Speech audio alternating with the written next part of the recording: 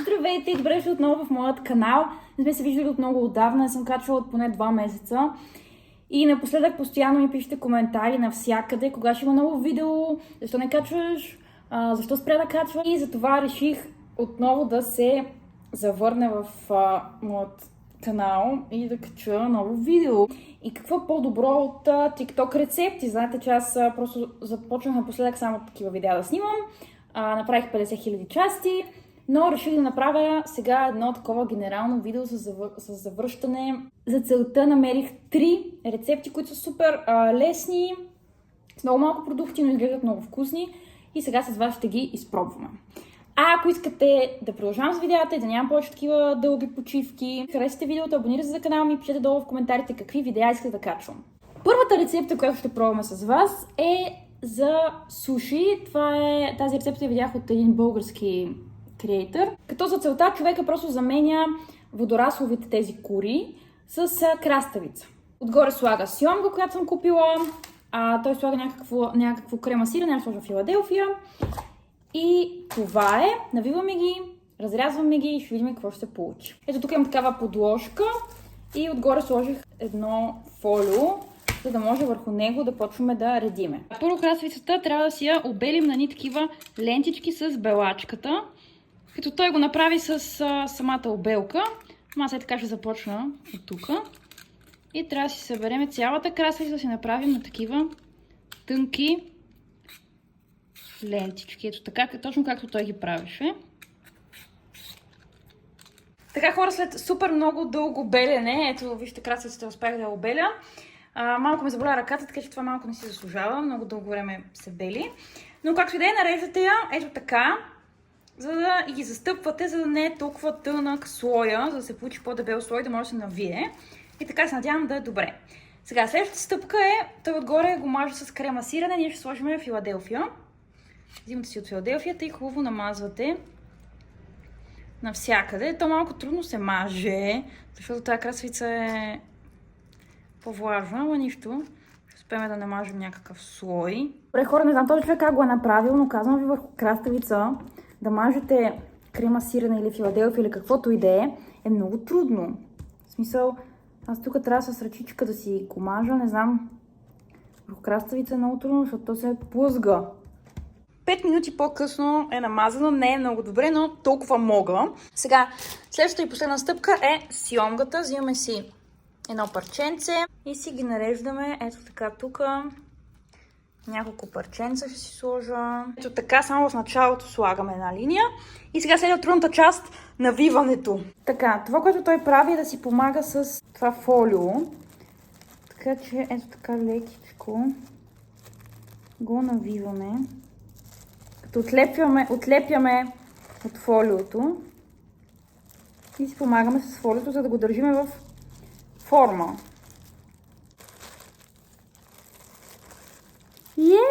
Хора, получи се, омага, yes! Имаме едно готово сушенце. Сега взимам един нож, за да го нарежем, като във видеото човека каза, че трябва да е мокър ножа, за да е по-лесно нарязването, така че отивам да взема един нож.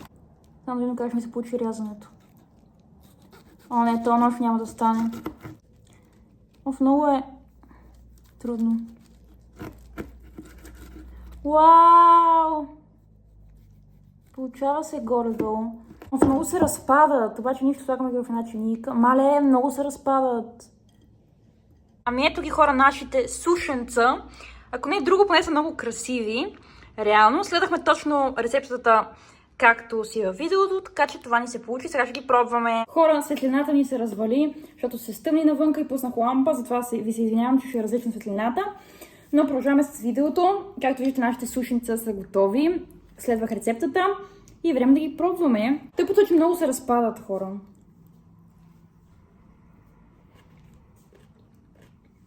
Сега давам и на мама да го пробва, да си кажем мнението. Аз още няма да си го казвам мнението, защото искам да пробвам още едно, защото не съм сигурна какво ми е цялостното мнение и цялостната оценка. Просто имам нужда още едно. Много се разпадат. Много се разпадат. Да го хвана.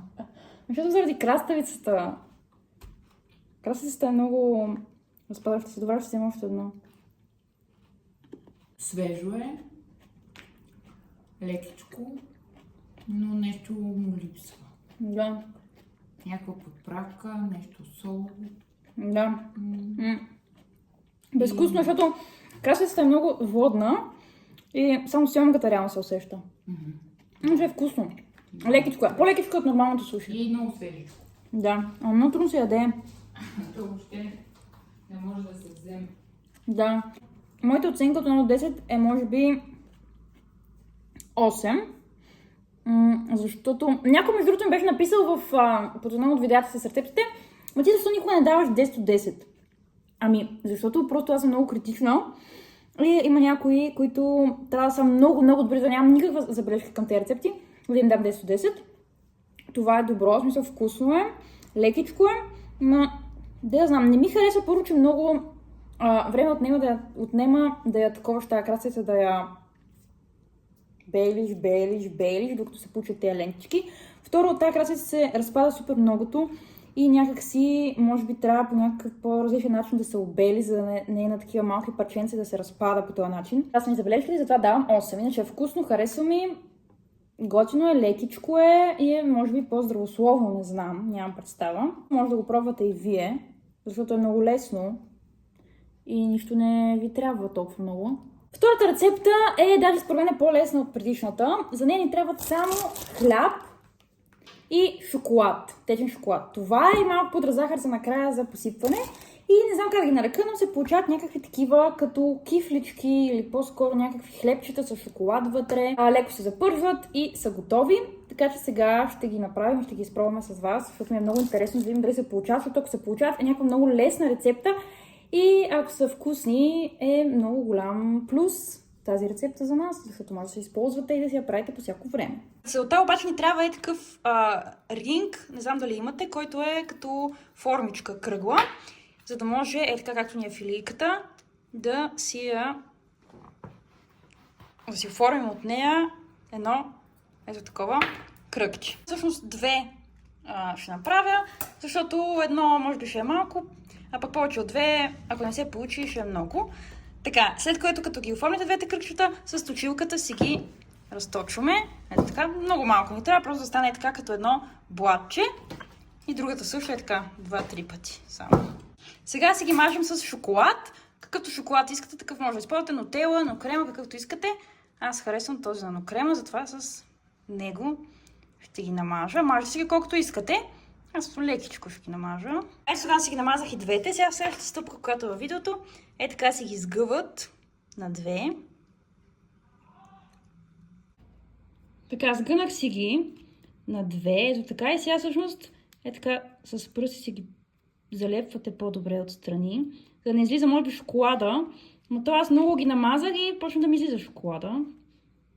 Така че малко се омазахме. Не ги мажете толкова много хора, ето съвет от мене, защото много стават шоколадени и много излиза шоколада. Е така отстрани. Ги натискат. Мене не ви се получава много нищо. Не бе, добре. Те са като някакви кнетли или как се казват те руските. Ето вътре са пълни с месо, нашите са пълни с шоколад. Ето така. Са готови и сега отиваме да ги пържим в тиган с малко масло. Така, сложих масло вътре да се разтопи, се загрее и сега бързо си поставяме хлебченцата да се пържат. Ето, готови са, изваждам ги. И ги пръсих отгоре с малко пудра захар и е време да ги пробваме. Между другото изглеждат много добре, получиха се много апетитно, много вкусно изглеждат и е време да ги пробваме. Вижте. Май, много са хубави. Много добре. Много са яки. Много ми харесват. Искам да ви кажа, че може би на тази рецепта дам 10 от 10, защото първо ще се правят супер лесното. Мисля, буквално дори се пършат много бързо ги правите и е така, ако ви се заведе нещо е такова, особено за закуска, е много яко. И е по-такава хубава версия от това просто да се намажете филе с шоколад. И става много яко. И може да си добавите някакви плодчета, отгоре пудра захар. Препоръчвам ви тази рецепта да си я направите, защото наистина е точно мой тип. Смисъл, хем е лесно, хем е вкусно, каквото повече искате за една рецепта. Затова и давам 10 от 10. Ето, вижте най-после има рецепта, но като давам 10 от 10. Не знам дали е първата в канала ми, ако сте гледали другите видеа ще кажете, но според мен може би е първата, на която давам 10 от 10. Така че да, препоръчвам ви. И преминаваме към последната ни рецепта, която е Орео шейк или по-скоро Орео фрапе. Него ни трябват 3 бисквитки Орео. За какво се мъчи, като има ножица? Така, Орео, които трябва да ги бленднем в блендера, да ги направим на трохи, след което си правим отделно фрапето по начина, по който си го правим по принцип и ги добавяме към фрапето, нещо подобно. Сега ще видим как ще ни се получи, защото ми е много интересно да видя какъв вкус ще има, защото ако е яко, ще си го правя така направо фрапето. Ето, бленднах си бисквитките Орео. То станаха просто като някакви трохи буквално, с малко от белия крем, който е отстрани. Но, щом така казах в рецептата, ето така си ги направихме. И сега си правя фрапето, както обикновено си го правя. 2 или 3 лъжички Нескафе и поравно, ако сложа 2 лъжички Нескафе, 2 лъжички захар и 2 лъжички гореща вода. И тази смес я разбърквате с машинка за фрапе. Аз, понеже нямам, ползвам миксер. Така, сега е време да си направим шейка с всичките продукти, да си го сглобим, така да кажем, с всичките продукти, които направихме. Но искам да ви кажа, че пианата не ми се получи, защото винаги ми се получава, но с това Нескафе, което в момента имаме, не ми се получи и стане една течна и въобще не е пианата, която трябва да бъде, но ще има същия вкус, реално, така че така го правим. Първо в чашката си слагаме лед, ето така, след което добавяме към леда мляко, прясно мляко, слагаме си мляко. Сега отгоре слагат ореото, което орео, ето го, то ни се получи като някакви трохи. Имаме по-големи и по-малки, аз сложа, разбира се, по-малки, защото иначе няма да може да се ядат. Това е много странно, между другото. Ето така, да плува вътре. Всичко вътре. Това е едно кафе. Само слагам кафе вътре. Ето така. И сега най-отгоре слагаме пяната, която на мен не ми се получи пяна, сега ще видите колко гадно ще стане, защото стана течно. Но ако вас ми се получи пяна, ще стане хубаво, но на мен не ми се получи, затова сега ще седи странно. А не, всъщност, стана добре, май. В принцип трябва пяната да седи най-отгоре, но при мен не седи най-отгоре. Добре, ето как ми изглежда Орео фрапето. Ето го. Изглежда яко, изглежда интересно. Но да видим какъв вкус има. Отивам си взема сламка. Бъркваме го хубаво. Пробваме го.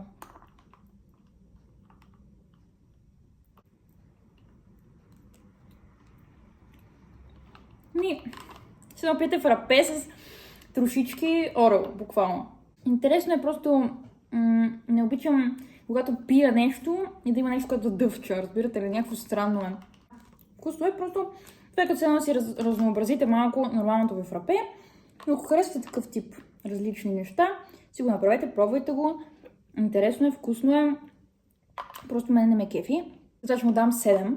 Мама сега ще го пробва, като тя искаше аз да направя фрапе от деве, но аз направих тази рецепта, защото така че съм я сложила в рецептите, които трябва да пробвам. И затова сега тя ще го пробва и ако я харесва, направо ще стане за нея. Ако не харесва, ще направя ново фрапе. Това, мамо, е все едно да си разнообразиш фрапето да стане по-интересно, като му сложиш бисквитки Орео. Ето ги, вътре. А защо няма такава пяна като... Защото не се получи от Нескафето.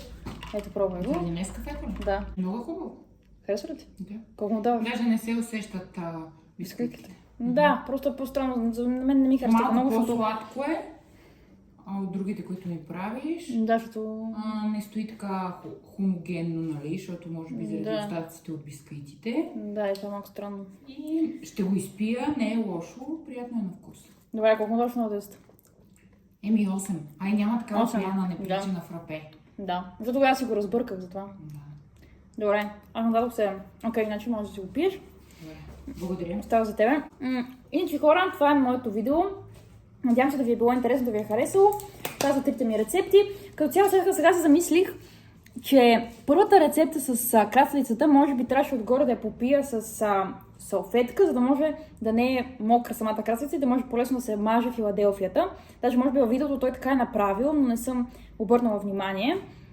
Така че може би това трябваше да го направя, за да ми стане по-добре рецептата. Но нищо, пак е вкусно, пак е хубаво. Мамо! Я ела пак последно! Само я турмозя. Да ми снима, да ми помага, да пробва, само я турмозя, хора. Нали, това видео беше с 3 рецепти. Да. И ти пробва 2, ето да пробваш и третата. Ето това е такова като... ти видя как го правих. Пробай го. То реално беше по-хубаво като е топло, защото шоколада се разтича. По моя вкус. По твой вкус? Харесва ли ти? Да. Нали? Хубаво е. Много. Добре. Колко му даваш? Може би като е топло, още по-хубаво. Да, като е топло беше много хубаво, защото се разтича шоколада. 9 от 10. Добре, супер. Значи тази рецепта най-много ти харесва, нали? Дай да Да. мен. Абонирайте се за канала ми, харесайте го това видео, коментирайте, разбира се, някакви неща, каквото искате да коментирате, кога съм се справила, кога съм се справила, дали искате други такива видеа, какви други такива видеа искате, така нататък, някакви идеи може да давате, за да може да се завърна отново в YouTube канала ми да качвам отново видеа, за което аз много искам. Също така искам и да ви кажа, че скоро ми наближава рождения ден и ще снимам влог от рождения ми ден, защото ще го празнувам на вилата, ще бъде много интересно. Get ready with me, нещо подобно и като цяло влог от рождения ден, така че аз миналата година имам влог от миналия ми рожден ден, затова исках и тази година пак да снимам. Затова според мен ще ви е интересно, а преди това може да кача и още едно видео преди влога. Така че абонирайте се и очаквайте видеа от мен. Това е всичко. Чао!